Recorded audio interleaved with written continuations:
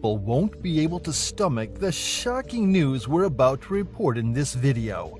But we must face the fact that we're not being told the whole truth. The global food crisis that's about to burst in 2023. It is going to be far worse than most people dare to imagine. And those in a position of power are purposely leaving us in the dark. So we don't have an idea of the true scale of the danger we're facing. But it's time we unveil the facts and understand just how bad the situation is about to get. All over the world, including the United States, food production is going down.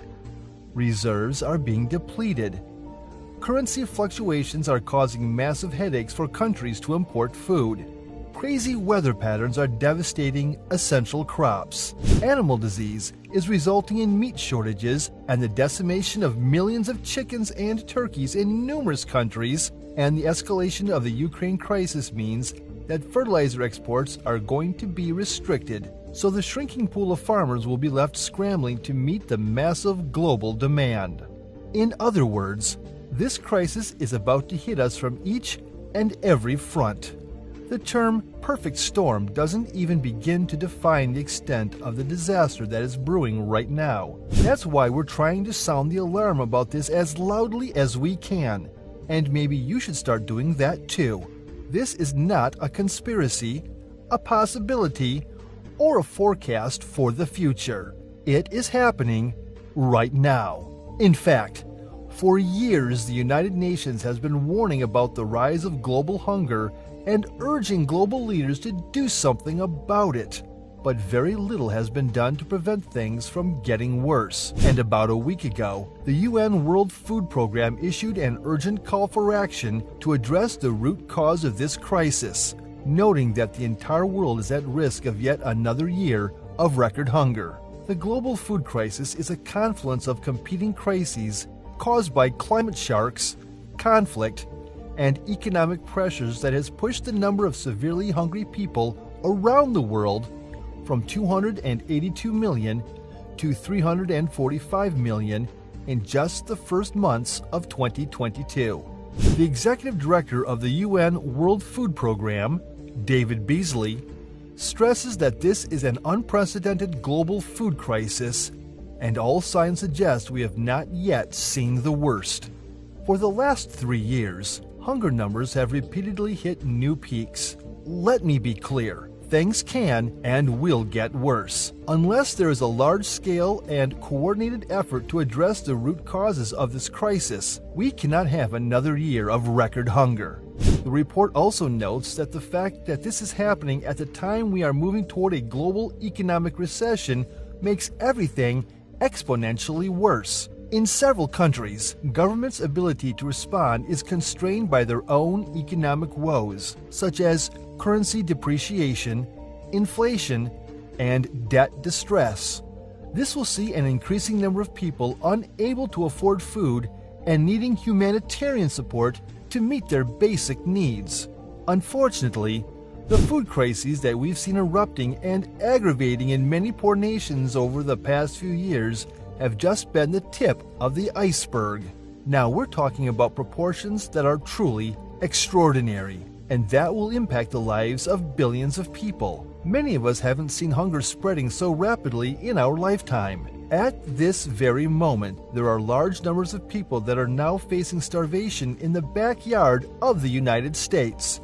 Local reports reveal that in Haiti, hunger is at catastrophic levels, and the country is at a breaking point. Thousands upon thousands of people in the capital's impoverished area have dangerously little access to food and are on the brink of starvation. The United Nations says, nationwide, almost 5 million are struggling with malnutrition. Haiti is facing a humanitarian catastrophe. The top UN officials said, the severity and the extent of food insecurity in Haiti is getting worse. As UN officials noted in a recent study, what's happening in developing nations right now is a sneak peek at what life will be like in America and Europe when food shortages and food inflation start to become really oppressive in the months ahead. But the Western world won't care until they're going hungry themselves. The problem is that given the pace at which conditions are deteriorating, that day may be a lot closer than a lot of people ever imagined. In Europe, skyrocketing natural gas prices led to the shutdown of more than 2/3 of all fertilizer production capacity, threatening farmers and consumers far beyond the region's borders. Russia's squeeze on gas shipments is hurting industries all across the world, but fertilizer companies are being especially affected. Because gas is both a key feedstock and a source of power for the sector, consequently, there simply will not be enough fertilizer for European farmers in 2023, which means that there won't be enough for everyone else that depend on fertilizer production from Europe. That's extremely alarming, because without fertilizer, we would only be able to feed approximately half of the global population. At the same time, the surging US dollar is creating a nightmare scenario for food importers all over the world. The combination of a soaring dollar, high interest rates, and record commodity prices are making it impossible for countries that rely on food imports to afford to pay for the supplies they need. Since they're typically priced in the greenback, they cannot afford it. They cannot pay for these commodities.